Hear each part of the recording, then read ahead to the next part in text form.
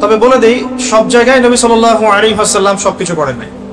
যে নবী সাল্লাল্লাহু আলাইহি ওয়াসাল্লাম উহুদের মাঠে রক্ত মুছতে মুছতে দোয়া করছেন তার কওমের জন্য, আল্লাহুম্মা গফির কওমি ফাইন্নাহুম লা ইয়ালামুন, আল্লাহ আমার কওমকে মাফ করে দাও কারণ তারা জানে না। আল্লাহ নবীকে আঘাত করা হয়েছে, রক্ত ঝরছে, তিনি রক্ত মুছতে মুছতে এই কথা বলছেন। সেই নবী কিন্তু আবার মক্কায় সেজদায় পড়ে নাম ধরে ধরে বদদোয়া করেছেন, আল্লাহ আবু জাহেলকে দেখে নিও, উতবাকে দেখে নিও, শাইবাকে দেখে নিও, রবিয়াকে দেখে নিও। এইভাবে 11 জনের নাম ধরে তিনি দোয়া করেছেন, বদদোয়া, এটা দোয়া না তো বদদোয়া। সেই 11 জনের লাশ আপনি বদরের কূপে পাবেন। তার মানে এখানে একটা আমাকে ভারসাম্য রাখতে হবে, কোথায় কঠোর হব, কোথায় কোমল হব, তাই না?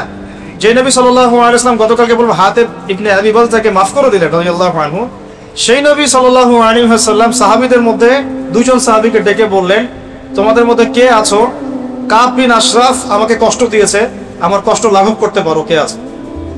সাহাবীরা চলে গেলেন 2 জন কাব বিন আশরাফের দুর্গে, ওই যে ইহুদিদের দুর্গ খায়বা, সেখানে তাকে হত্যা করে তারপর রক্ত মাখা ছুরি নিয়ে আসলেন। ইয়া রাসূলুল্লাহ, আমরা তাকে হত্যা করেছি। আল্লাহ নবী বললেন যে এবার আমার মন শান্তি হয়েছে। যে নবী সাল্লাল্লাহু আলাইহি ওয়াসাল্লাম ক্ষমা করলেন, সবর করলেন, দোয়া করলেন, সেই নবী সাল্লাল্লাহু আলাইহি ওয়াসাল্লাম কিন্তু আবার বদদোয়া করেছেন ক্ষেত্র বিশেষে, আবার কখনো কখনো তার শত্রুদেরকে এভাবে দমন করেছেন।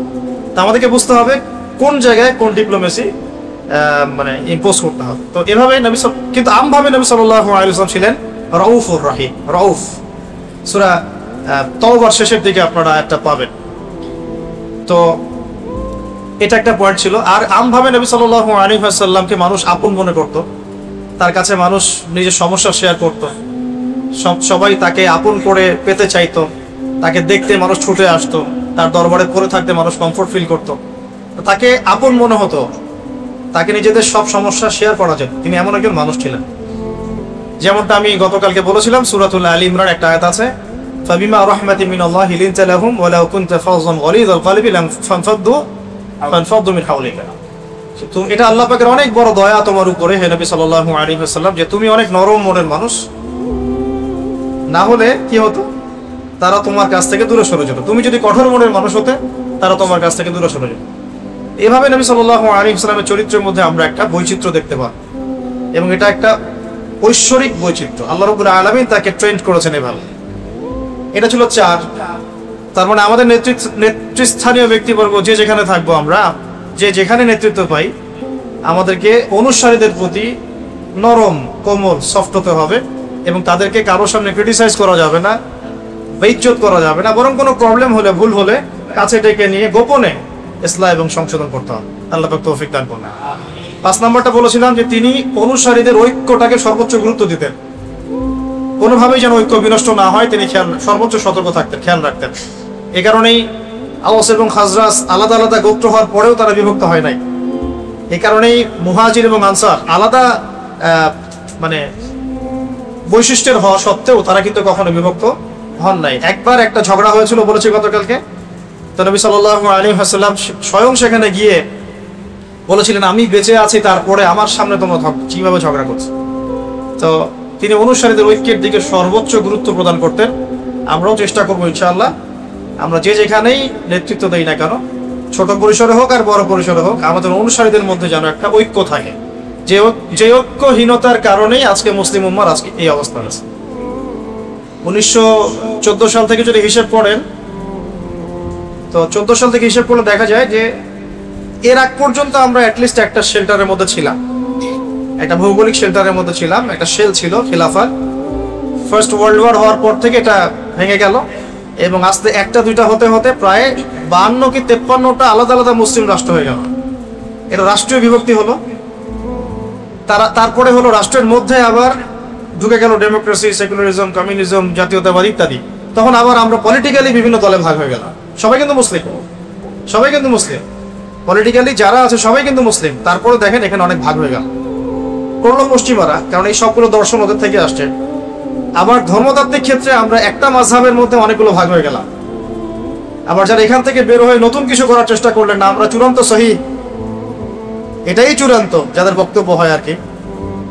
তবে এটা বলে রাখি যে এটাই চূড়ান্ত, কথাটা বলা ঠিক না। আমাদের ওস্তাদরা বলেন যে আমরা সর্বোচ্চ বলতে পারি এটাও ঠিক, আমরা বলবো না কখনো এটাই ঠিক। কথা কি বুঝতে পারছেন? কোনো মাসালা সামনে আসলে আমরা অনেক সময় শুনি অনলাইনে যে এটাই ঠিক, এটাই চূড়ান্ত। এভাবে কথা বলা অহংকারের বহিঃপ্রকাশ। বলতে হবে সর্বোচ্চ এটাও ঠিক, ওই ভাই যেটা করছে ওটাও ঠিক, আমি যেটা করছি এটাও ঠিক। বলতে পারবেন না আপনি যে এটাই ঠিক, তাহলে বিভক্তি হয়ে যাবে। এটাই ঠিক তাহলে ওটাকে ভুল, এই যে বিভক্ত হয়ে গেল। ধর্মতাত্ত্বিক ক্ষেত্রে আমরা যারা আবার চূড়ান্ত সহি দাবি করলাম, সেখানে আবার আমরা 10টা দল বানিয়ে ফেললাম। এই চলছে, সবার আলাদা আলাদা আমির, আলাদা মামুর, আলাদা ইমারা, আলাদা জামা, আলাদা বায়া। মাশা, এগুলো বোঝেন কিনা? আমির মানে নেতা, মামুর মানে অনুসারী, জামা মানে ইউনিটি, ইমারা মানে তাদের একটা ইমারা, আরেকটা হচ্ছে কি বায়াত নিচ্ছে। দেখা যাচ্ছে সবাই আলাদা আলাদা করে আমরা বায়াত নিচ্ছি, আলাদা আমির, আলাদা ইমারা। এটা যদি দূর না করতে পারি তাহলে আমাদের সামনে ভবিষ্যৎ খারাপ আছে।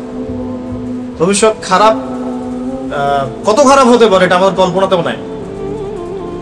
আর যদি আমরা হকপন্থী যারা, আমরা হকপন্থী তো বুঝতে পারি, হক এবং বাতিলপন্থী তো বুঝতে পারি, তারা যদি অ্যাটলিস্ট ঐক্যবদ্ধ হওয়ার চেষ্টা করি, ইনশাআল্লাহ তাআলা আগামীতে মুসলিমদের অবস্থা অবশ্যই উন্নত হবে ইনশাআল্লাহ। আর যদি আমরা এখন সেই রকম প্ল্যাটফর্ম নাও পাই, অ্যাটলিস্ট ইয়াং জেনারেশনের উচিত বিভক্তি আরো বাড়িয়ে না দেওয়া, বরং নিজেদের জায়গা থেকে চেষ্টা করা, সর্বোচ্চ চেষ্টা করা, যাতে করে আমরা একটা ঐক্যবদ্ধ প্ল্যাটফর্ম ক্রিয়েট করতে পারি। আল্লাহ তৌফিক দান করুন। আমরা দোয়া করি আল্লাহ পাক আমাদের উপরে এমন নেতৃত্ব নিয়ে আসুন যারা এই বিষয়গুলোকে গুরুত্ব দিয়ে উম্মার ইসলাহ এবং সংশোধনের কাজ করবেন ইনশাআল্লাহ। আর আল্লাহ পাক কাকে কবুল করবেন আল্লাহ ভালো জানেন। আর নেতৃত্বটা এমন একটা বিষয় যেটা সবসময় ক্ষণস্থায়ী হয়, এটা সবসময় ক্ষণস্থায়ী, এটা কখনো দীর্ঘস্থায়ী হয় না। আল্লাহ পাক এর মধ্য দিয়ে মানুষকে পরীক্ষা করেন, সবচেয়ে বড় পরীক্ষা করেন নেতৃত্ব দিয়ে। অতএব যারা এই সেক্টরগুলোতে আছেন, আমরা দোয়া করি আল্লাহ পাক তাদেরকে হেদায়েত দান করুন এবং নবী সাল্লাল্লাহু আলাইহি ওয়াসাল্লামের সিরাত থেকে শিক্ষাগুলো নিয়ে আদর্শ নেতা এবং নেতৃত্বের গুণাবলী অর্জনের তৌফিক দান। 5টা বলেছিলাম গতকালকে, আমি বলেছিলাম যে এটা নিয়ে অনেক কথা বলা যায়, অনেক পয়েন্টস বের করা যায়। তো আজকে আর 5টা বলার চেষ্টা করি ইনশাআল্লাহ, ঠিক আছে? এটা তো গতকালকে যারা শুনেছেন রিভিউ করে দিলাম। 6 নম্বরটা দেখুন, আমি এই জায়গাতে আসছি যে অনুসারীদের মধ্যে তিনি ঐক্য পছন্দ করতেন। অনুসারীদেরকে তিনি কন্টিনিউয়াসলি তালিম এবং তারবিয়াতের মধ্যে রাখতেন। 6 নম্বর, নবী সাল্লাল্লাহু আলাইহি ওয়াসাল্লাম তার ফলোয়ার্সদের মধ্যে, সাহাবীদের মধ্যে সবসময় নিরবিচ্ছিন্নভাবে ছেড়ে দিতেন না, নিরবিচ্ছিন্নভাবে তিনি সাহাবীদেরকে একটা তালিম তারবিয়াতের মধ্যে রাখতেন। কোথায় দলিল দেখুন, মক্কায় প্রচন্ড নির্যাতন চলছে, ঠিক আছে? মক্কায় কত বছর ছিলেন নবী সাল্লাল্লাহু আলাইহি ওয়াসাল্লাম বলেন? 13 বছর। কত বছর? 13 বছর। মদিনায় 10 বছর, ইন টোটাল 23 বছর। তো মক্কার 13 বছর ছিল প্রচন্ড রকম নির্যাতনের সময়, এই তো? এমন কোনো নির্যাতন নাই যেটা করা হয় না। কিন্তু এরকম সংকটময় অবস্থাতেও নবী সাল্লাল্লাহু আলাইহি ওয়াসাল্লাম সাহাবীদের তালিম তারবিয়াতটা বন্ধ করে দেন নাই। তিনি প্রতিদিন সাহাবীদেরকে নিয়ে বসতেন দারুল আরকামে। আমাদের মতো বছরে একটা মাহফিল না, মাসে একটা হালাকা না, প্রতিদিন কন্টিনিউয়াসলি। কোনো দিন তো 2-3 বেলাও বসা হয়, যখনই ওহী আসছে তখনই বসা হয়। আর সাহাবীরা ওখানেই পড়ে থাকতেন, দারুল আরকাম রাদিয়াল্লাহু আনহুর বাসা। হয়তো যারা হজ করে আসছেন তারা আবার দেখেছেন, হয়তো দারুল আরকাম দেখেছেন। দারুল আরকামে নবী সাল্লাল্লাহু আলাইহি ওয়াসাল্লাম সাহাবীদেরকে নিয়ে বসতেন এবং কন্টিনিউয়াসলি দ্বীনি তালিম, প্রশিক্ষণ, তারবিয়াত এগুলো দিতেন। তো এই জিনিসটা কিন্তু স্কুলওয়ালারা নিয়েছে, কলেজওয়ালারা নিয়েছে, ইউনিভার্সিটিওয়ালারা নিয়েছে। এই সিস্টেমটা থেকেই কিন্তু মাদ্রাসা ফর্ম করা হয়েছে, ঠিক আছে? কিন্তু আম জনগণ যারা, আমরা সাধারণ জনগণ, তারা কিন্তু কন্টিনিউয়াসলি তারবিয়াত পাচ্ছি না। এই জন্য যেটা সবচেয়ে ভালো কাজ যেটা করেছে তাবলিগ জামাত, সেটা হলো এই তারবিয়াত। প্রত্যেক নামাজের বা প্রায় নামাজের পরে তালিম, এটা অনেক বড় খেদমত। এটাতে হয়েছে কি, যে আম জনসাধারণের মধ্যে একটা এই তারবিয়াত হয়েছে। প্রত্যেক নামাজের পরে বয়ান হাদিস থেকে কথা, এটা তারবিয়াত। অনেকে তো বোঝে না, না বুঝেই সমালোচনা করে, কিন্তু প্রত্যেকটা ঘরানার মধ্যে এমন কিছু হিকমা প্রজ্ঞা আছে যেটা আমাদের বুঝের বাইরে। এগুলো যারা প্রণয়ন করেছেন এমনি করেন নাই, অনেক মোরাকাবা করে করে করে এগুলো প্রতিষ্ঠা করা হয়েছে। বুঝতে পারছেন? হয়তো অনেকে বুঝতে পারেন না, এটা নববী সুন্নাহ। নবী সাল্লাল্লাহু আলাইহি ওয়াসাল্লাম সাহাবীদেরকে কন্টিনিউয়াসলি তারবিয়াত দিতেন। একটা আয়াত নাজিল হতো, সাহাবীরা ওই আয়াতের উপর আমল না করে পরের আয়াত নিতেন না। মনে করেন একটা আয়াত নাজিল হয়েছে, ধরেন যে নামাজ সম্পর্কে বা ইত্যাদি, তো ওই আয়াতের উপরে সাহাবীরা আমল করে প্রতিষ্ঠিত না হওয়া পর্যন্ত নতুন দার্স নিতেন না, মানে নতুন দার্স পড়া নিতেন না। ওমর রাদিয়াল্লাহু আনহু বলছেন সূরা বাকারা আয়ত্ত করতে আমার লেগেছে 12 বছর। কত বছর? তা আমরা তো 3 বছর 4 বছর হাফেজই হয়ে যাচ্ছি। এটা ঠিক আছে, হাফেজ তো হবেই 3-4 বছর মাশাআল্লাহ, কিন্তু এরপরে পড়া ছেড়ে দেওয়া যাবে না। ওটার অর্থ বুঝতে হবে, গভীরে যেতে হবে। ওমর রাদিয়াল্লাহু আনহু তো অর্থ অবশ্যই বুঝতেন, আরবি বুঝতেন, এই জন্যে আয়াত 10টা-20টা করে শিখতেন, আমল করতেন, আবার নতুন আয়াতে। 6 নম্বর পয়েন্টে ছিলাম। পয়েন্টটা বলছিলাম যে নবী সাল্লাল্লাহু আলাইহি ওয়াসাল্লাম সাহাবীদের তারবিয়াতে সর্বোচ্চ গুরুত্ব দিতেন। তাহলে আমাদের নেতৃত্বের গুণাবলী যেটা, আমরা আমাদের অনুসারীদের মধ্যে ধারাবাহিকভাবে তারবিয়াতের ব্যবস্থা করব। এই জন্য দেখবেন তালিম উদ্দিন চালু করা হয়েছে মার্কাজুদ দাওয়া থেকে, তারপরে আপনার দিনিয়াত চালু করা হয়েছে উস্তাদের পক্ষ থেকে, একইভাবে মসজিদ ভিত্তিক তালিম চালু করা হয়েছে। হ্যাঁ, ফাজাইলে আমল থেকে পড়া হয়, মুত্তাকা হাদিস থেকে পড়া হয়। আরো আপনারা যদি আরো ভালো বই সাজেস্ট করতে পারেন সেটা থেকে পড়েন, সমস্যা তো কিছু নাই। রিয়াদুস সালিহিন থেকে পড়েন, মিশকাত থেকে পড়েন। যদি কেউ বুখারীর দার্স দিতে পারে, তিনি বুখারীর দার্স দিবে, সমস্যা কি? এই দার্স কি সবাই দিতে পারবে? পারবেন। এই জন্য আমভাবে কিছু বই ফিক্স করা হয়েছে যেটাতে সবাই বুঝতে পারে। তো আমাদের দরকার কন্টিনিউয়াসলি তালিম তারবিয়াত, এটা হলো 6 নম্বর। ঠিক একই বিষয়টা নবী সাল্লাল্লাহু আলাইহি ওয়াসাল্লাম মদিনাতেও করেছেন। মদিনায় গিয়ে প্রথম কোন কাজটা করা হয়েছে? মসজিদে নববী নির্মাণ করা। কেন?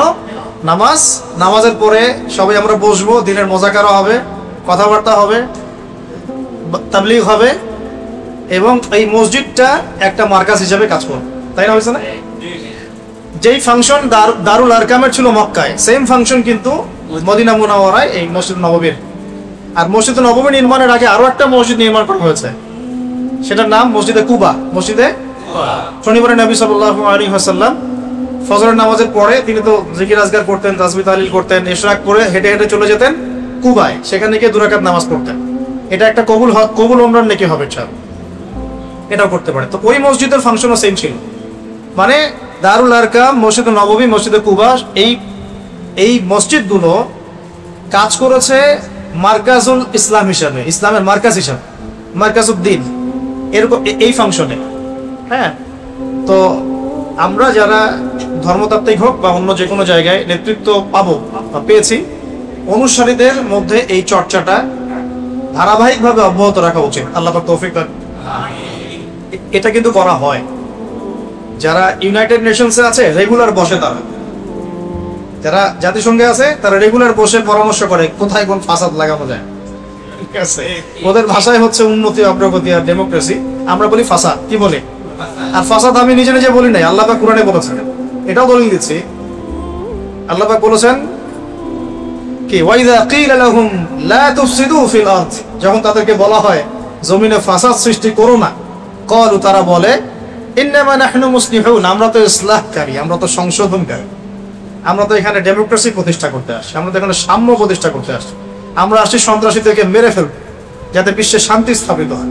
আর মারতেছে সব মুসলমানদের, সব মুসলমান। ঠিক আছে, তো আল্লাহ পাক কিন্তু কুরআনে সবই বলেছেন, আমরা বুঝি না। আল্লাহ বলছেন যখন আমরা বলি যে দুনিয়াতে ফাসাদ সৃষ্টি করো না, তারা বলে আমরা তো ইসলাহকারী, সংশোধনকারী। আবার যারা পলিটিক্যাল অ্যাফেয়ার্সের সাথে তারাও নিয়মিত বসেন, যারা কমিউনিজমের সাথে আছেন তারাও নিয়মিত চা চক্র করেন, যারা সুদী এনজিওর সাথে আছেন তারাও নিয়মিত উঠান বৈঠক করেন, সব যারা মিশনারি, খ্রিস্টান মিশনারিতে কাজ করছে বাংলাদেশে তারাও নিয়মিত বসে।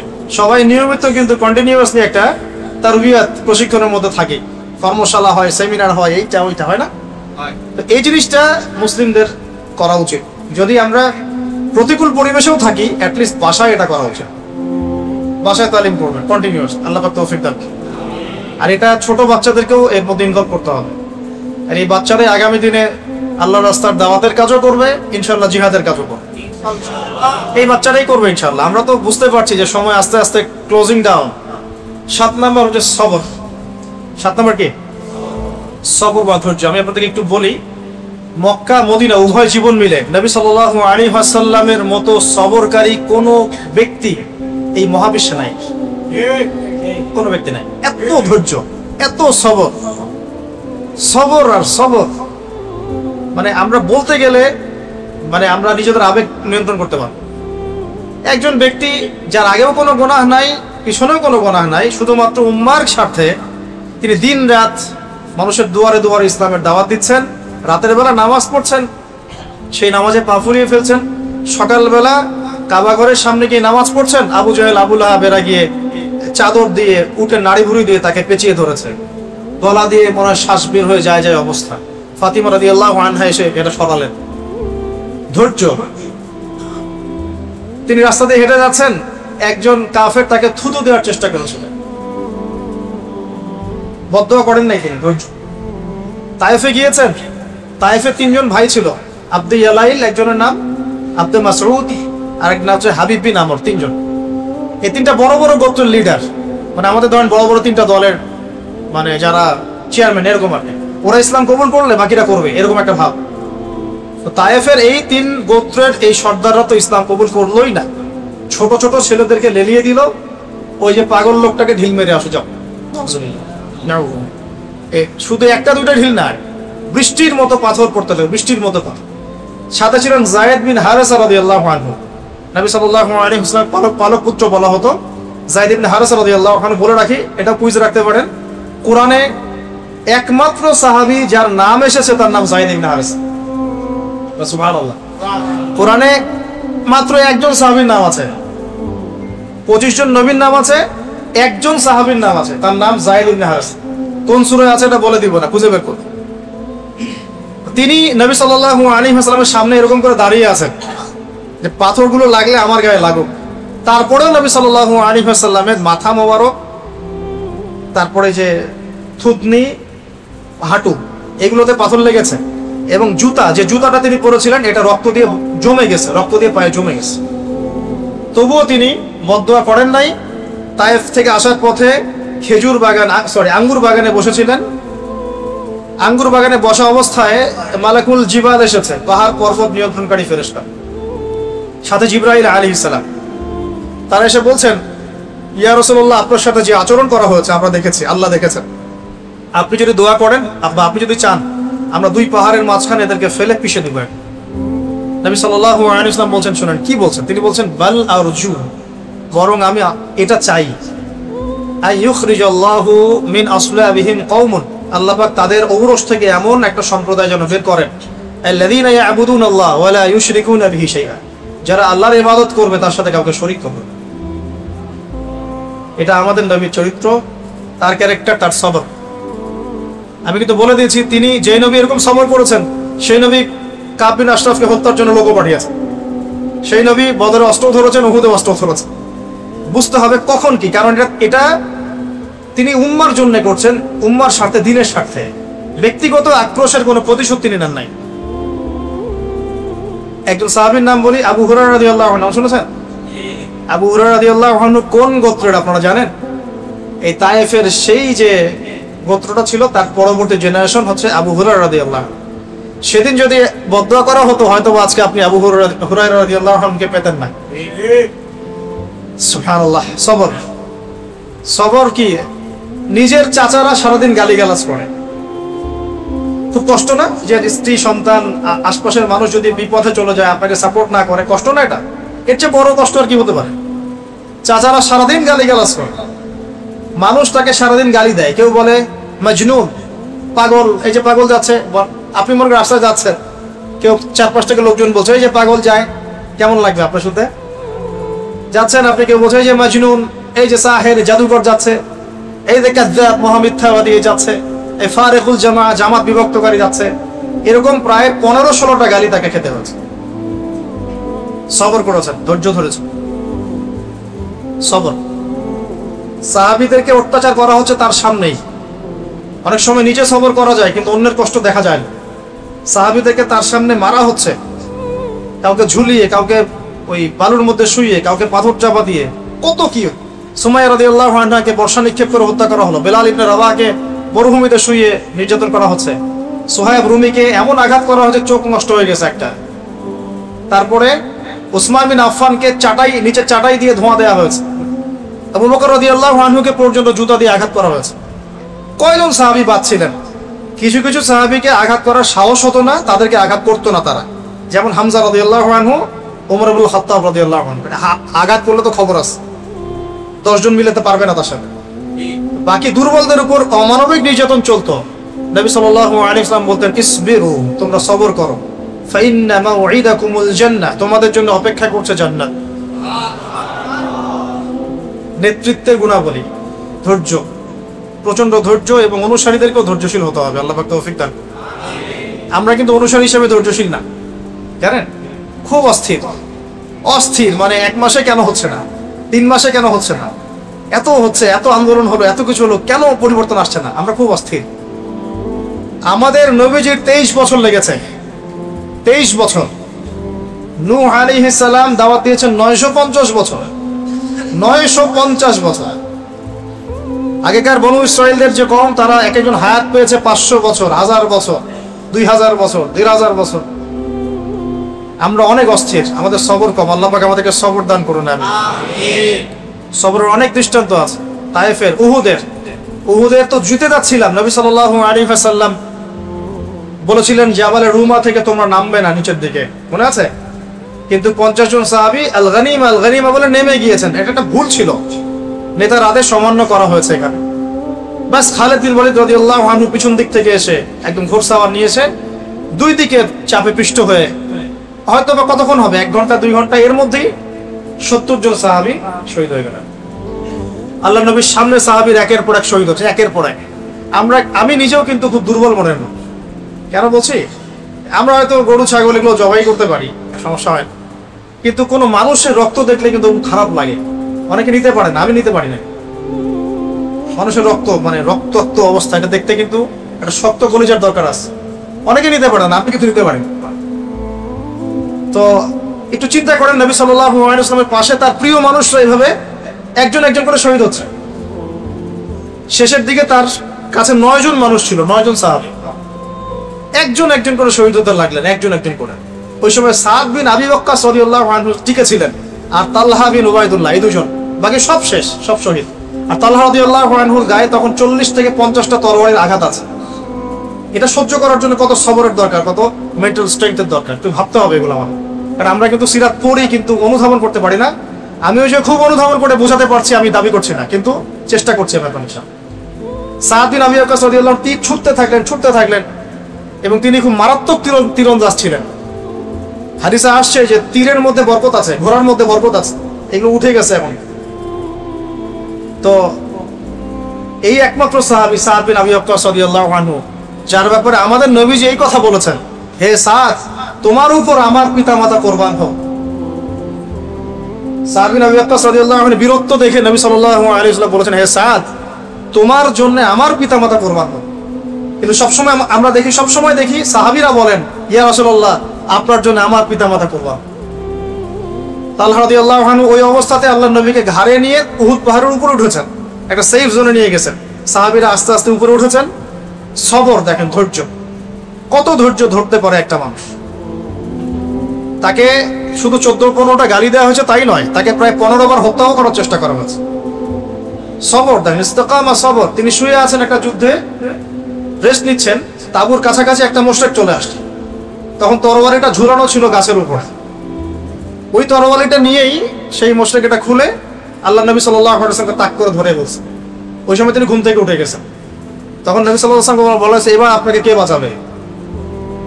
ঘুম থেকে চোখ খুলে উঠেই বলছেন, আল্লাহ বাঁচান, আল্লাহ বাঁচান। বলার সাথে সাথেই হাত থেকে তরবারি পড়ে গেছে এই বেচারা। আল্লাহ নবী এবার তরবারি উঠায় ওকে ধরে বলছেন, তোমাকে এবার কে বাঁচাবে? সবর, ইস্তেকামা। সিরাত পড়তে থাকেন, আমি বলে শেষ করতে পারবো, 24টা ক্লাস লাগবে ইনশাআল্লাহ। অনেক ঘটনা, সবরের অনেক ঘটনা। এই যে বখিরা খনন, আপনার এই আপনার খন্দকের যুদ্ধের আগে 4টাখানি কথা, প্রত্যেকের হাতে 10 হাত করে পড়েছে, বখিরা খনন করতে হবে। নবী সাল্লাল্লাহু আলাইহি ওয়াসাল্লামের পেটে খাবার নাই, পাথর বেঁধেছেন। এটা তো গেল আপনার খন্দকের কথা। এর আগেও মক্কাতে 3টা বছর নবী সাল্লাল্লাহু আলাইহি ওয়াসাল্লাম সাহাবীদের সবাইকে শিয়ারে আবু তালেব নামক জায়গায় বয়কটের জীবনযাপন করতে হচ্ছে। Boycott, sanction, boycott. মক্কার কেউ কথা বলবে না, কেউ লেনদেন করবে না, কেউ বেচাকেনা করবে না, কেউ খাবার দিবে না, কেউ বিয়ে শাদী করবে না, কিছুই করবে না। 3 দিন না, 3 মাস না, 3 বছর তারা এই সমাজ থেকে বয়কট অবস্থায় জীবনযাপন করেছে।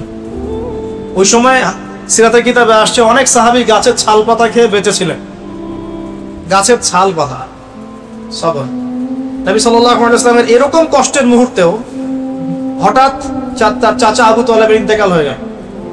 একমাত্র শেল্টার বাকি ছিল মক্কায়, সেটাও নাই, শেষ। সবর।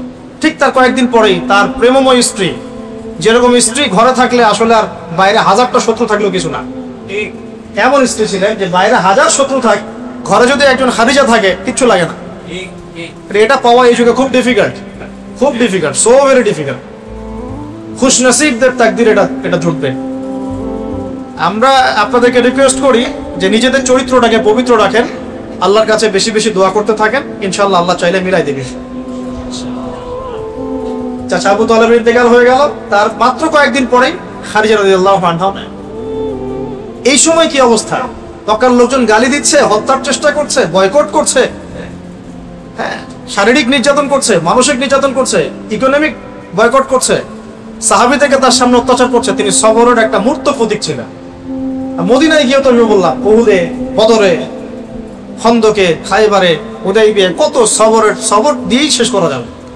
এই যে চরম ধৈর্য, পরম ধৈর্য, এই জিনিসটা আমাদের নেতাদের মধ্যে থাকতে হবে, আমাদের মধ্যেও থাকতে হবে। অনুসারী নেতা সবার মধ্যে সবর থাকতে হবে। আল্লাহ পাক তৌফিক দান। কয়টা বললাম? 6টা না 7টা? 7টা। 8 নম্বরে আসেন যে একজন নেতাকে হতে হবে ডিপ্লোম্যাটিক। এটা খুব ইম্পর্টেন্ট পয়েন্ট, এটা একটু ফোকাস করেন। একজন নেতাকে হতে হবে খুবই ডিপ্লোম্যাটিক এবং স্মার্ট। আমাদের নবী সাল্লাল্লাহু আলাইহি ওয়াসাল্লাম কেমন স্মার্ট ছিলেন আমি কয়েকটা এক্সাম্পল দিই।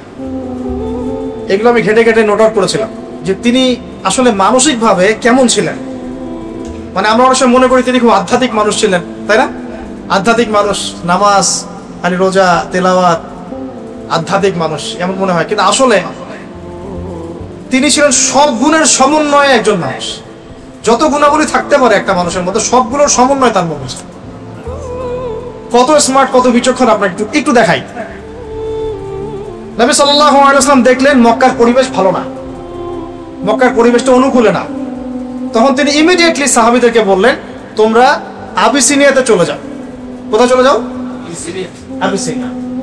আবার বলছি, নবী সাল্লাল্লাহু আলাইহি ওয়াসাল্লাম যখন দেখলেন মক্কার পরিবেশটা ভালো না, সাহাবীদের উপর নির্যাতন হচ্ছে, তিনি ইমিডিয়েটলি বললেন, সাহাবীরা তোমরা যারা দুর্বল গোত্রীয় দিক থেকে তোমরা আবিসিনিয়াতে চলে যাও। সেখানে একজন রাজা আছেন, তার নাম বাদশাহ নাজাশী, তার রাজ্যে কেউ জুলুমের শিকার হয় না, তোমরা ওখানে চলে যাও। এটা ডিপ্লোম্যাটিক সিদ্ধান্ত। আমাদের এখানে প্রবলেম হচ্ছে, যাদেরকে নিয়ে প্রবলেম তাদেরকে কোনো একটা জায়গায় পাঠিয়ে দেয়া, বিচক্ষণতা একটা। সেখানে এমন রাজা ছিলেন যিনি ইসাই, খ্রিস্টান, কিন্তু তার রাজ্যে কেউ জুলুমের শিকার হতো না। তিনি ওই ট্রিনিটির খ্রিস্টান ছিলেন না, তিনি সত্যিকারের খ্রিস্টান ছিলেন। এবং সেখানে 2টা হিজরত হয়েছে। প্রথমবারে প্রায় 14-15 জন গিয়েছেন, পরের বারে প্রায় 100 জন গিয়েছেন। নেতৃত্ব দিয়েছেন জাফর ইবনে আবি তালিব রাদিয়াল্লাহু আনহু। ওই বাদশা নাজাশীর সামনে ডেলিগেশন টিম পাঠানো হয়েছে কুরাইশদের পক্ষ থেকে। মানে ডেলিগেশন টিম বোঝেন কিনা? ওই সাহাবীদেরকে ফিরিয়ে নিয়ে আসার জন্য। তার নেতৃত্ব দিয়েছেন আমর ইবনে আস। পরবর্তীতে তিনিও মুসলিম হয়েছেন, বিখ্যাত সাহাবী হয়েছেন। তো আমর ইবনে আস তিনি গিয়ে বলছেন যে ওরা রেফিউজি, ওরা আমাদের ওখানে ফাসাদ করে এখানে আসছে, বাপদাদার ধর্ম ত্যাগ করছে, ওদেরকে ফিরায় দেন আমার সাথে। বাদশা নাজাশী বললেন যে ওরা তো অন্য কথা বলছে, তারা বলছে তোমরা তাদের উপর জুলুম করেছো। আচ্ছা ঠিক আছে, তোমাদের কাছে যে কোরআন এসেছে সেই কোরআনের কিছু বাণী কি শোনাতে পারো? তখন জাফর ইবনে আবি তালিব রাদিয়াল্লাহু আনহু তিনি শোনালেন সূরাতুল মারিয়াম। কোন সূরা? মারিয়াম। এই সূরার তেলাওয়াত শুনেই বাদশা নাজাশীর চোখ দিয়ে দরদর করে পানি পড়তে থাকে এবং তিনি ইসলাম কবুল করেন এবং সাহাবীদেরকে সেখানে থাকতে দেন এবং ওই জায়গাটা ইসলামের জন্য একটা উর্বর জমি হয়ে যায়। কত ডিপ্লোম্যাটিক সিদ্ধান্ত ছিল দেখুন। আর আমরা মনে করি যে বাংলাদেশেই ইসলাম কায়েম করতে হবে, আর কোনো জায়গায় নেই পৃথিবী। আমাদের চিন্তাটা কিন্তু এরকম, দেশে কবে দিন কায়েম হবে, হুকুমত কবে, খেলাফত কবে হবে। বাংলাদেশে খেলাফত হতেই হবে, আল্লাহর কোনো পরোয়া নাই। এই খেলাফত ভারতে হতে পারে, এই খেলাফত পাকিস্তানে হতে পারে, এই খেলাফত শ্রীলঙ্কায় হতে পারে, অস্ট্রেলিয়া হতে পারে, সিরিয়াতে হতে পারে, প্যালেস্টাইনে হতে পারে। আল্লাহ পাকের কোনো পরোয়া আছে বাংলাদেশেই হতে হবে? আমরা এত বেসবর হয়ে হতাশ হয়ে যাই কেন? পুরো জমিনই তো আল্লাহ। এখানে যদি নাও হয়, আমরা চেষ্টা করছি ইসলামিক ভাবে, যদি নাও হয় ইনশাআল্লাহ অন্য কোনো জায়গায় হবে। আল্লাহ নবী দেখছেন মক্কা অবস্থা ভালো না, তিনি তায়েফে গেলেন। কেন তায়েফে গিয়েছেন? ওখানে কি শুধু দাওয়াত দিতে গিয়েছেন? না, যাতে করে মুসলিমরা ওখানে একটা সাপোর্ট পায়। একটা গোত্র আমাদের বিপক্ষে চলে গেছে, তো যদি এর বিপক্ষে একটা শক্তিশালী গোত্রকে আমরা একত্রিত করতে পারি, তাহলে এর এগেইনস্টে আমাদের একটা শক্তি হলো। আমাদের নবী কি স্মার্ট ছিলেন নাকি? ছিলেন না? স্মার্ট। কত ডিপ্লোম্যাটিক দেখেন। তিনি বের হচ্ছেন হিজরত করতে, আর হিজরত করার আগে তো প্রায় 100 জন ঘিরে ফেলছে বাড়ি, সবে একটা করে কোপ দিবে চিন্তা করছে, তাই না? মনে আছে আবু জেহেল এর মাস্টার মাইন্ড। তো নবী সাল্লাল্লাহু আলাইহি ওয়াসাল্লাম বের হওয়ার সময় হাতে একটু বালু নিলেন, বালু নিয়ে ছুঁড়ে দিলেন, দিয়ে সূরা ইয়াসিনের একটা আয়াত পড়লেন। আয়াতটা কি জানি? ওয়াজআলনা মিন বাইনি আইদিহিম সাদ্দান ওয়া মিন খালফিহিম সাদ্দান ফাগশাইনাহুম ফাহুম লা ইউবসিরুন। বাস, এবার তিনি চলে গিয়েছেন তাদের চোখে ধুলা দিয়ে, এটা চোখে ধুলা দিয়ে, কেউ দেখতে পারে নাই, রাতের অন্ধকারে তিনি চলে গিয়েছেন। কিন্তু তিনি মক্কা থেকে মদিনা যাওয়ার সোজা যে রাস্তাটা আছে না, সেই রাস্তায় তিনি যান নাই। আমি বোঝাচ্ছি নবী সাল্লাল্লাহু আলাইহি ওয়াসাল্লাম কত স্মার্ট ছিলেন, কত ডিপ্লোম্যাটিক ছিলেন। এটা স্ট্র্যাটেজিক সুন্নত। তিনি সরাসরি মক্কা থেকে মদিনার রাস্তায় যান নাই, বরং উল্টা দিকের রাস্তায় গিয়েছেন, যাতে তিনি খুব ভালো করে জানেন সকালবেলা সবাই খুঁজতে শুরু করবে, খুঁজতে শুরু করলে এই রাস্তার দিকে বেশি লোকজন আসবে, তার চিন্তাও করতে পারবে না যে আমি এই রাস্তায় যাই নাই, বরং উল্টা রাস্তায় গিয়েছি। উল্টা রাস্তায় গিয়ে গারে শহরে, যে গারে শহর, সেখানে তিনি 3 রাত ছিলেন, যে সব ঠান্ডা হয়ে যাক তারপর আমরা বের। এটা কি স্মার্টনেস না? না না। আরো দেখাচ্ছি, নবী সাল্লাল্লাহু আলাইহি ওয়াসাল্লাম, এই যে হুদাইবিয়া সন্ধি হচ্ছে, সন্ধির সব ধারা আমাদের বিপরীতে, তাই না? 10 বছর যুদ্ধ করবো না, ওকে ফাইন। তোমাদের কেউ আমাদের দলে আসলে ফিরাই দেওয়া লাগবে, আমাদের কেউ তোমাদের দলে গেলে ফিরাই দিব না। নবীজি বলেন ঠিক আছে, ডান। তারপরে এই বছর উমরা করতে পারবেন না, ঠিক আছে, ডান। পরের বছর আসতে হবে উমরায়, তাও 3 দিনের জন্য বিনা অস্ত্রে, ওকে ঠিক আছে, ডান। সবই নে তোরা, নে সব তোরা নিয়ে নে। প্রত্যেকটা সিদ্ধান্তের পিছনে বসিরা ছিল। 10 বছর যুদ্ধ করতে পারবো না মানে 10 বছর আপনি আমার সাথে কোনো ক্যাচালে যাবেন, মানে আপনি আপনার কাজ করবেন, আমি আমার কাজ করবো, কোন সন্ধি চুক্তি আপনার সাথে। এবং আমার শত্রুদের বিরুদ্ধে আপনি, মানে আমার শত্রুদেরকে আপনি আমার বিরুদ্ধে সাহায্য করতে পারবেন না। মনে করেন মনে করেন এই ভাইয়ের সাথে এই ভাই সন্ধি হয়েছে, এ ভাই 10 বছর আমরা লড়াই করবো, 10 বছর লড়াইও করবো না, আপনি আপনার কাজ করবেন, আমি আমার দাওয়াতি কাজ করবো। আমার যে শত্রুরা আছে এই শত্রুদেরকে আপনিও হেল্প করতে পারবেন না, আপনার শত্রুকে আমি হেল্প করতে পারবো, ঠিক আছে? এই সন্ধি হওয়ার পরেই, এই সন্ধি করে মদিনায় যাওয়ার পরেই নবী সাল্লাল্লাহু আলাইহি ওয়াসাল্লাম খায়বারকে আক্রমণ করেছেন। খায়বারে আছে ইহুদিরা, কারা আছে? ওই লাস্ট গোত্র একটা বাকি আছে, 3টা গোত্রকে তো বিদায় করা হয়েছে, 4 নম্বর এই গোত্রটা বাকি আছে খায়বারে। এটা একটা বিশাল জায়গা, যে দখল করতে পারবে সব দিক থেকে লাভবান হবে। কেন খায়বার তিনি এখন আক্রমণ করলেন, আগে করলেন না কেন? আগে যদি করতেন তাহলে মুশরিকরা তাদের সাথে সন্ধি করে একসাথে ঐক্যবদ্ধ শক্তি হতে পারত। এবার তিনি হুদাইবিয়া সন্ধি করেছেন, 10 বছর আমরা লড়াই করব না, অতএব 10 বছর তুমি আমার শত্রুদেরকে হেল্প করতে পারো, ঠিক আছে? এবার তিনি খায়বার আক্রমণ করলেন, ওই মক্কার কুরাইশরা ওদেরকে কোনো সাহায্য করতে পারলো না, ওদেরকে আমরা বাগে পেয়ে একাই খেয়ে ফেললাম। মানে আগে বড় শত্রুর হাতটা চেপে ধরলাম, তারপর ছোট সবগুলোকে সাইজ করা হয়। এটা ডিপ্লোম্যাটিক সিদ্ধান্ত না? এটা হচ্ছে তার স্ট্র্যাটেজিক ইন্টেলেকচুয়াল একটা অবস্থান, স্ট্র্যাটেজিক সুন্নাহ বলতে পারি আমরা। এগুলো আমাদের মধ্যে নাই, হারাই গেছে। আমাদেরকে তো একটু রসকস মাখা কথা বললেই আমরা মুনাফিকদেরকেও ভুলে যাই, তাই না? রসকস মাখা একটু কথা বললে আমরা আসি আপনাদের সাথে, চলেন, বাস আমরা হ্যাঁ মাশাআল্লাহ একদম পাগল হয়ে যাই। কিন্তু আসল কথা হচ্ছে মানুষের খাসলত কখনো পরিবর্তন হয় না। ইল্লাত মানে ত্রুটি ধুইলে চলে যায়, খাসলত মরার আগ পর্যন্ত মানুষের যায়। খাসলত একটা জিনিস, মানে স্বভাব চরিত্র, স্বভাব জাত। এটাতে আরো ডিপ্লোমেসি আছে, এটাও বোঝেন। আমাদের কেউ তোমাদের ওখানে গেলে ফিরাই দেওয়া লাগবে, তোমাদের কেউ আমাদের কাছে আসলে ফিরাই দিব না। নবীজি কেন বললেন ইয়েস ডান? কেন বললেন? বিকজ তিনি খুব ভালো করেই জানেন কোন মুসলিম মুরতাদ হয়ে কাফের হবে না, বরং এটা হতে পারে তোমাদের কেউ ইসলাম কবুল করে আমাদের কাছে আসতে পারে। যদি আমাদের কাছে আসার রাস্তা তোমরা বন্ধও করে দাও, ওরা অন্য কোনো জায়গায় যাবে, ওখান থেকে আমরা ওদেরকে রিসিভ করবো। এটা বলার পরে কিন্তু এটাই হয়েছিল, অনেক মুসলিম ইসলাম কবুল করেছে, করে আর আসতে পারছে না, কারণ চুক্তি আছে।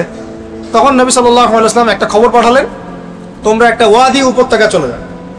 একটা জনমানুষ শূন্য একটা উপত্যকা চলে গেল, তারা পালিয়ে। সেখানে যদি মুশরিকরা আসতো আক্রমণ করতো। পরে এই মুশরিকরা এসে বললো, বাবা আপনাদের লোক আপনারা নিয়ে নেন, আমাদের দরকার নেই। কথা বুঝতে পারছেন? সিরাত অনেক গভীর, পড়তে থাকেন। তো নবী সাল্লাল্লাহু আলাইহি ওয়াসাল্লামের স্ট্র্যাটেজিক অনেক সুন্নাহ ছিল, অনেক বিচক্ষণ মানুষ ছিলেন, তিনি জানতেন কখন কোনটা করতে হবে, এবং যখন তিনি সিদ্ধান্ত নিতেন, সিদ্ধান্ত নেওয়া মাত্র আল্লাহর উপর এমন তাওয়াক্কুল করতেন, এটা থেকে টলতেন না কখন। আপনারা উহুদ যুদ্ধের কথা জানেন, উহুদ যুদ্ধের পরামর্শ হচ্ছিল যখন, নবী সাল্লাল্লাহু আলাইহি ওয়াসাল্লামের ইচ্ছা ছিল মদিনায় যুদ্ধ করা, মদিনার ভিতরে যুদ্ধ করা। সাহাবীরা বললেন আমরা বাইরে গিয়ে যুদ্ধ করব। বলা আমার তো যখন পরামর্শ যখন হয়ে গেছে, ওকে ঠিক আছে বাইরে গিয়ে যুদ্ধ করব। নবী সাল্লাল্লাহু আলাইহি ওয়াসাল্লাম বর্ম পরে ফেললেন, বর্ষা বর্ম তরোয়াল সব পরে ফেললেন। এবার সাহাবীরা এসে বলছেন, ইয়া রাসূলুল্লাহ আপনি তো চেয়েছিলেন ভিতরে করতে, আমাদের মনটা খুব খারাপ লাগছে, আমরা ভিতরেই করি, থাক, বাইরে যাওয়ার দরকার নেই। নবীজি বললেন যে একজন নবীর জন্য এটা বৈধ নয়, উচিত নয় যে বর্ম পরার পর আবার খুলে ফেলবে, আমরা বাইরে গিয়ে যুদ্ধ করব। ডিসিশন একটা নিলে এটাই ডিসিশন, পরামর্শ ভিত্তিক একটা ডিসিশন নিলে এটাই ডিসিশন। তো আল্লাহ পাক আমাদেরকে নবী সাল্লাল্লাহু আলাইহি ওয়াসাল্লামের মতো এরকম স্ট্র্যাটেজিক সুন্নাহ অবলম্বন করা তৌফিক দান করুন। কয়টা বলছি ভাই? আচ্ছা, অনেক লম্বা হয়ে যাচ্ছে, আর দুইটা বলে শেষ করি সংক্ষিপ্ত করে। 9 নম্বর হচ্ছে নবী সাল্লাল্লাহু আলাইহি ওয়াসাল্লাম এই বিশ্বটাকে একটা সফল রাষ্ট্রের কাঠামো দিয়েছেন। এই জায়গাটা একটু ভালো করে বোঝেন। আরবের ওই সময়কার কথা চিন্তা করে, তখন গোত্রভিত্তিক শাসন ছিল, তখন কি কোনো ডেমোক্রেসি, সেকুলারিজম, এই ন্যাশনালিজম এগুলো কিছু ছিল না, কিছু না। একটা আধুনিক রাষ্ট্রের কাঠামো কিন্তু ছিল না, গোত্রভিত্তিক কাঠামো ছিল। যারা রাষ্ট্রবিজ্ঞান পড়ছেন তারা তো জানেন। আমরা একটা আজীব সময় বাস করি, এখন পলিটিক্স করতে পলিটিক্যাল সায়েন্স পড়তে হয় না। যারা পলিটিক্স করছে তাদের মধ্যে কতজন পলিটিক্যাল সায়েন্স পড়ছেন আল্লাহ ভালো জানেন। অদ্ভুত একটা বিষয়, অথচ এটা একটা সায়েন্স, বিজ্ঞান। রাষ্ট্র একটা কি বিজ্ঞান। তো ওই সময় রাষ্ট্রবিজ্ঞান এরকম সাবজেক্টও ছিল না, এরকম আধুনিক রাষ্ট্রের কোনো কাঠামো ছিল না। প্রাচীন ঘেটে দেখেন, তখন রাজতন্ত্র ছিল কিছু জায়গায়, কিছু জায়গায় গোত্রভিত্তিক শাসন ছিল। এখন নবী সাল্লাল্লাহু আলাইহি ওয়াসাল্লাম মদিনায় গিয়ে কি করলেন একটু দেখেন। মদিনায় গিয়ে সর্বপ্রথম তিনি মসজিদ নববী নির্মাণ করলেন। এইটা শুধু মসজিদের ফাংশনে কাজ করে নাই, এটা একটা পার্লামেন্টের ফাংশনে কাজ করছে। এটা একটা পার্লামেন্টে, অ্যাজ এ পার্লামেন্ট সেটা কাজ করছে। এখান থেকে ফয়সালা হয়েছে, এখান থেকে শুরা হয়েছে, এখান থেকে যুদ্ধের ঘোষণা হয়েছে, এখান থেকে দার্স, তালিম, দাওয়াত সবই হয়েছে। এখন কি মসজিদ নববী সেই কাজ করছে না? এটাও শেষ জামান হাদিসে আছে যে আখিরুজ জামানে কি হবে, জেরুজালেম রাইজ করবে, জেরুজালেম হবে সবচেয়ে আলোচিত বিষয়। হ্যাঁ, এবং খরাব ইয়াসরিবের পতন হবে। ইয়াসরিবের সেই আগেকার যে ভাব গাম্ভীর্য এটা থাকবে। ইয়াসরিব মানে কি মদিনা। তখন এই বাইতুল মাকদাস, উমরান ও বাইতুল মাকদিস, বাইতুল মাকদিস সমস্ত জায়গায় আলোচিত হবে। এটা হবে হাইলাইটেড, এখন হাইলাইটেড না সারা ওয়ার্ল্ডে। এখন এই মদিনা কিন্তু কাজ করেছে একটা পার্লামেন্ট হিসেবে, ঠিক আছে? শুধু তাই নয়, এরপরে নবী সাল্লাল্লাহু আলাইহি ওয়াসাল্লাম সেখানে করলেন মদিনা সনদ। কি করলেন? মদিনা সনদ। এই সনদ আগে বিশ্ব কখনো দেখেনি এমন সনদ। এখনো বিশ্বের কোনো জায়গাতেই হয়তো মদিনা সনদের মতো কোনো সনদ নাই, সংবিধান নাই, আছে? বিশ্বের যতগুলো আপনার এই সংবিধান আছে, কনস্টিটিউশন, এগুলোকে আপনি এক জায়গায় রাখেন, আর মদিনা সনদের ধারাগুলোকে এক জায়গায় রাখেন, দেখেন কোনটার ভার বেশি হয়, কোনটার বিচক্ষণতা, দূরদর্শিতা বেশি হয়। অনেক বড় বড় রাষ্ট্রনেতাই স্বীকার করতে বাধ্য হয়েছেন যে মদিনা সনদের মতো কোনো সনদ হয়নি, তাই না? যারা পলিটিক্যাল সায়েন্স পড়ছেন তারা জানবেন এগুলো।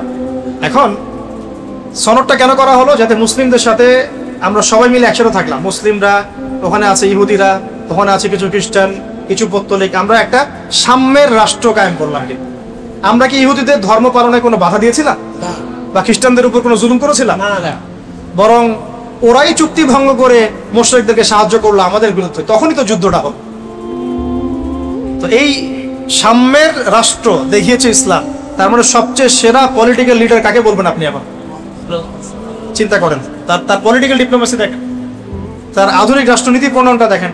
একই সাথে তিনি এই যে আমরা বলি কোষাধ্যক্ষ নির্ধারণ করা, তারপরে যে প্রশাসনের সেক্টরটা আলাদা করা, অর্থ মন্ত্রণালয় আলাদা করা, হ্যাঁ, বাণিজ্য মন্ত্রণালয় আলাদা করা, তারপরে যারা ট্রেনিং দিবে, প্রশিক্ষণ, তাদেরকে আলাদা করা, অস্ত্রশস্ত্র ডিপার্টমেন্ট আলাদা করা, সব কিছু তিনি মদিনায় করেছেন।